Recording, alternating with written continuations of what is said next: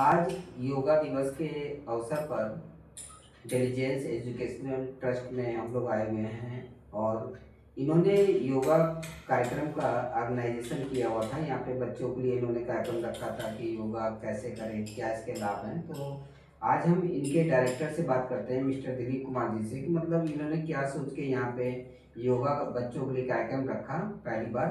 तो इनसे जानते हैं। सर, आपका स्वागत है। थोड़ा आप बताएं मतलब कि आपने इस एजुकेशनल ट्रस्ट के माध्यम से मतलब बच्चों को आपने योग के बारे में बताना चाह रहे, मतलब क्या सोच के आपको लगा कि नहीं बच्चों के लिए योगा डे पे ऐसा कार्यक्रम करना चाहिए, थोड़ा सा इसके प्रकाश डालें। नमस्कार, मैं Dilip Kumar diligence educational trust के निर्देशक के रूप में मैं शिवराज नगर कॉलोनी महमूदगंज वाराणसी निकट संसार इंटर कॉलेज और निर्मिता बालिका इंटर कॉलेज के बीच में हमारा इस समय शिक्षण संस्थान यहाँ पर चल रहा है और यहाँ पर शिक्षण और प्रशिक्षण का दोनों बखूबी तौर पर इस समय चल रहा है।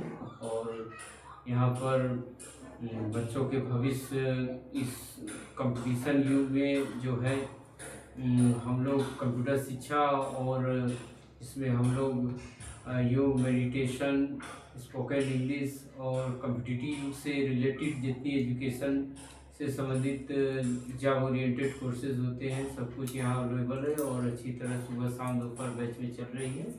और यहाँ तक कि इस योगा दिवस की बात है, जैसे इस समय रोग प्रतिरोधक क्षमता को कम करने के लिए अनेकों प्रकार की मेडिसिन, आयुर्वेद हुए और इंग्लिश दवाएं हुए हैं और उससे संबंधित जितनी भी प्रकार की विटामिन्स और मिनरल्स से संबंधित बहुत सारी ऐसे टॉनिक सब कुछ मार्केट में अवेलेबल है। और उसी तरह से हम लोग का जैसे शिक्षण प्रशिक्षण का कार्य चलता है तो उसमें बच्चों के ग्रोथ, उन्नति, विकास के लिए उसका मानसिक मेंटल बैलेंस जो होता है, उसका मानसिक संतुलन जब बच्चे का यानी उसका आंतरिक जो उसका अंदर से बच्चा जो स्ट्रांग मजबूत होता है तो उसका बौद्धिक शैक्षणिक विकास से ऑटोमेटिक अच्छा होता है। जब अंदर से बच्चा कमज़ोर होता है तो उसका बौद्धिक विकास अच्छी तरह से नहीं हो पाता। तो उसी तरह से योगा, मेडिटेशन, ध्यान और ये जो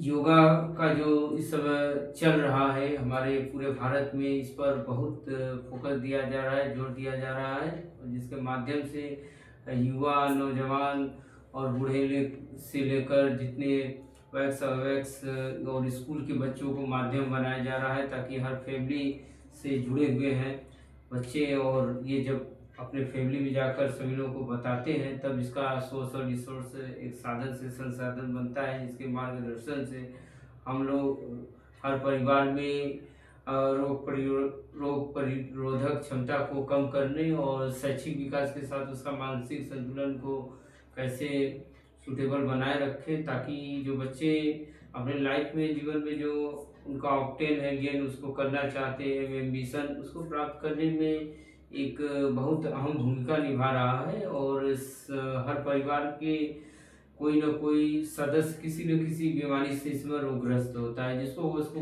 खुद नहीं मालूम होता कि हमको क्या हुआ है। तो ये योगा, प्राणायाम, ध्यान, मेडिटेशन एक ऐसा माध्यम है इसके माध्यम से हर परिवार में अगर एक फैमिली का मेंबर करता है तो बाकी उसको देखकर बाकी मेंबर ये समझते हैं कि नई दवा से भी कुछ ऐसा उपचार है जिसके माध्यम से बिना खर्च किए प्रतिदिन हम अपनी रोग प्रतिरोधक क्षमता को कम किस प्रकार से कर सकते हैं और उसको आगे बढ़ा सकते हैं। और उसके हर बच्चे फैमिली में जो स्टूडेंट लाइफ है, एजुकेशन, उसको उसके बच्चे के शैक्षणिक विकास के साथ उसका मानसिक विकास किस तरह से कम खर्च में हो जाए और लगभग सभी परिवार के लोग उसके अच्छी तरह से खुशी और खुशहाल हेल्थी लाइफ जी सके। ये सर ने बहुत अच्छा बताया कि मतलब इन्होंने क्या सोच के ऑर्गेनाइज किया, तो मैं इसके लिए इनको धन्यवाद देता हूँ। मतलब इस तरह जो कार्यक्रम है ये आयोजन करें। और मैं अपने तरफ से ये कहना चाहता हूँ कि जैसे आज हमारा देश जो है, देश क्या वो अंतर्राष्ट्रीय मतलब योगा दिवस, ये 12वां अंतर्राष्ट्रीय योग दिवस मनाया गया इस बार। इसके लिए मैं प्रधानमंत्री श्री नरेंद्र मोदी जी को भी धन्यवाद देना चाहता हूँ कि इन्होंने जो है हमारे योग को जो है पूरे विश्व में फैलाया और इसको अंतर्राष्ट्रीय योग दिवस के रूप में मनाया जाने लगा। इसलिए ये हमारा 12वां अंतर्राष्ट्रीय योग दिवस है। और जो इसकी थीम्स है, मतलब इस जो हमारी आज की लाइन्स है, मतलब किस लिए हम योगा की जो थीम हमने दिया हुआ है, मतलब स्वस्थ आयु के लिए योग, मतलब हम अपने जीवन में स्वस्थ कैसे रहें और अपने आयु को कैसे बढ़ाएं।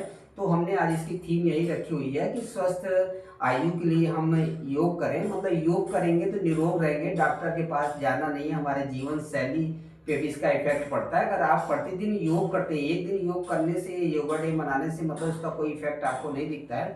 अब आप प्रतिदिन रेगुलर उस योग को कर रहे हैं तो आपके लाइफ में आप देखेंगे कि मान लिया आपको 60 साल में भी लगेगा कि हम 20 साल के हैं। तो मतलब योग का ये इफेक्ट है, हमारी पुरानी पद्धति है। और आपने देखा होगा कि कोरोना काल में लोगों ने योग के माध्यम से अपनी जो प्रतिरोधक क्षमता है रोग से लड़ने की, उसको स्ट्रॉन्ग किया। मतलब एक कोरोना काल में योग ही सहारा था जिससे इम्यूनिटी पावर हमारी आगे बढ़ी और लोग अपना स्वस्थ जीवन का लाभ उठा रहे हैं और उठाएंगे। इसीलिए मैं यही कहना चाहूँगा प्रत्येक नागरिक से कि जरूर अपने 24 घंटे में से 24 मिनट जरूर निकालें और योग को समय दें, जिससे आपकी लाइफ और जीवन आपका सुखमय बने। और इसके लिए फिर से मैं दिलीप सर को धन्यवाद देना चाहता हूं कि इन्होंने अपना बहुमूल्य समय दिया और ऐसे कार्यक्रम को ऑर्गेनाइज किया। जय हिंद, जय भारत, धन्यवाद।